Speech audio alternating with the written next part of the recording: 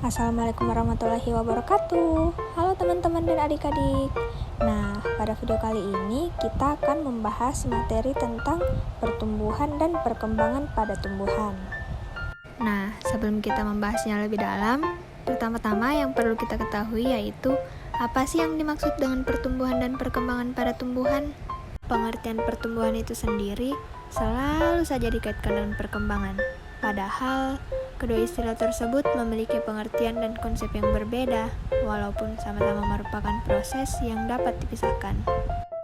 Adapun definisi dari pertumbuhan adalah proses bertambahnya jumlah protoplasma sel pada suatu organisme yang disertai dengan pertambahan ukuran, berat, dan jumlah sel yang bersifat tidak dapat kembali pada keadaan sebelumnya.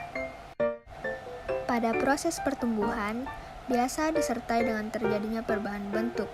Pertumbuhan dapat diukur dan dinyatakan secara kuantitatif. Sedangkan definisi dari perkembangan adalah penjumlahan seluruh perubahan secara progresif merincikan tubuh organisme. Zigot tumbuhan adalah sebuah sel tunggal yang tidak memiliki kemiripan apapun dengan organisme yang akan dibentuknya nanti. Adapun tiga proses perkembangan yang saling tumpang tindih merubah sel telur yang dibuahi itu menjadi sebuah tumbuhan, yaitu pertumbuhan, morfogenesis, dan diferensiasi seluler. Nah, setelah mencermati definisi dari pertumbuhan dan perkembangan, teman-teman dan adik-adik tahu tidak bagaimana pertumbuhan dan perkembangan pada tumbuhan? Pertumbuhan dan perkembangan tumbuhan dimulai sejak perkembangan biji. Kecambah kemudian berkembang menjadi tumbuhan kecil yang sempurna. Setelah tumbuh hingga mencapai ukuran dan usia tertentu, tumbuhan akan berkembang membentuk bunga dan buah atau biji sebagai alat berkembang biaknya. Pertumbuhan pada tumbuhan terjadi di daerah meristematis atau titik tumbuh, yaitu bagian yang mengandung jaringan meristem. Jaringan ini terletak di ujung batang, ujung akar, dan kambium. Berikut ini adalah beberapa proses tahapan pertumbuhan biji, yaitu: pertama, biji melakukan imbibisi atau penyerapan air sampai ukuran bijinya bertambah dan menjadi lunak. Kedua, pada saat air masuk ke dalam biji, enzim-enzim mulai aktif sehingga menghasilkan berbagai reaksi kimia. Yang ketiga, kerja enzim ini antara lain mengaktifkan metabolisme di dalam biji dengan mensintesis cadangan makanan sebagai persediaan cadangan makanan pada saat perkecambahan berlangsung. Selanjutnya, perkecambahan. Perkecambahan adalah munculnya plantula atau tanaman kecil dari dalam biji yang merupakan hasil pertumbuhan dan perkembangan embrio. Proses perkecambahan yang terjadi pada biji adalah: pertama, proses fisika. Proses ini terjadi ketika biji menyerap air atau imbibisi akibat dari potensial air rendah pada biji yang kering. Yang kedua, proses kimia. Air yang masuk mengaktifkan embrio untuk melepaskan hormon giberelin. Hormon ini akan mendorong aleuron untuk mensintesis dan mengeluarkan enzim. Enzim bekerja dengan menghidrolisis cadangan makanan yang terdapat dalam endosperm. Enzim amilase menghidrolisis pati dalam endosperm menjadi glukosa. Glukosa ini diperlukan untuk pertumbuhan embrio menjadi bibit tanaman. Materi selanjutnya yaitu jenis-jenis pertumbuhan dan perkembangan tanaman. Nah, sampai di sini teman-teman dan adik-adik ada yang tahu tidak ada berapa jenis pertumbuhan dan perkembangan tanaman?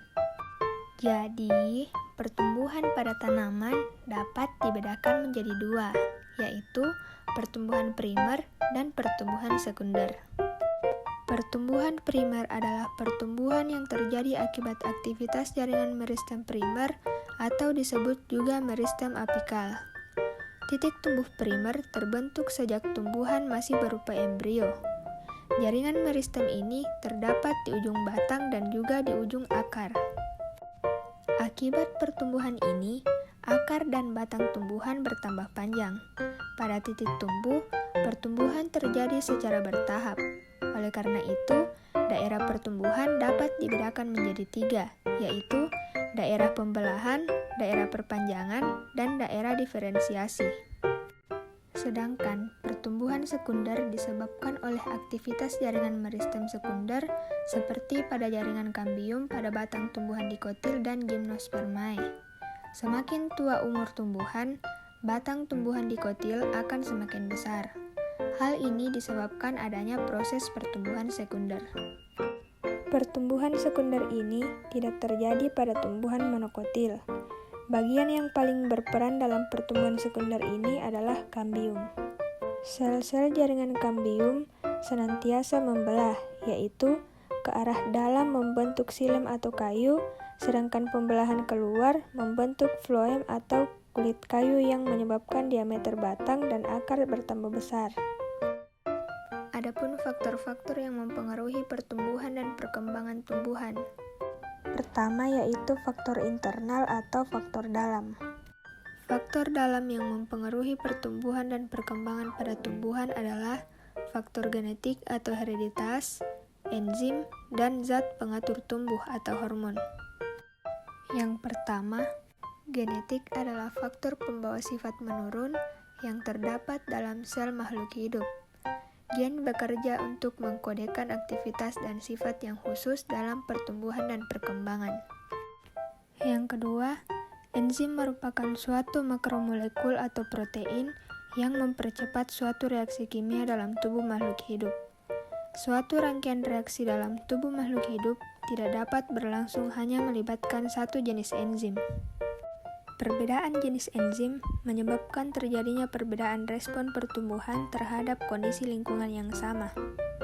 Dan yang ketiga, hormon merupakan zat pengatur tubuh, yaitu molekul organik yang dihasilkan oleh satu bagian tumbuhan dan ditransformasikan ke bagian lain yang dipengaruhinya. Hormon dalam konsentrasi rendah menimbulkan respon fisiologis. Faktor yang kedua adalah faktor eksternal. Faktor eksternal adalah faktor dari luar tumbuhan yang dapat mempengaruhi pertumbuhan dan perkembangan tumbuhan. Faktor eksternal tersebut diantaranya adalah: yang pertama, suhu. Suhu merupakan faktor lingkungan yang penting bagi tumbuhan karena berhubungan dengan kemampuan melakukan fotosintesis, translokasi, respirasi, dan transpirasi. Sebagian besar tumbuhan memerlukan temperatur sekitar 10 derajat sampai 38 derajat Celcius untuk pertumbuhannya. Yang kedua, cahaya. Cahaya berperan penting dalam proses fotosintesis. Apabila makanan yang dihasilkan dari proses fotosintesis berkurang atau bahkan tidak ada, jaringan menjadi mati karena kekurangan makanan. Yang ketiga, air. Air berfungsi untuk membantu biji berkecambah dan sebagai sumber zat fotosintesis. Selain itu, berfungsi untuk proses respirasi.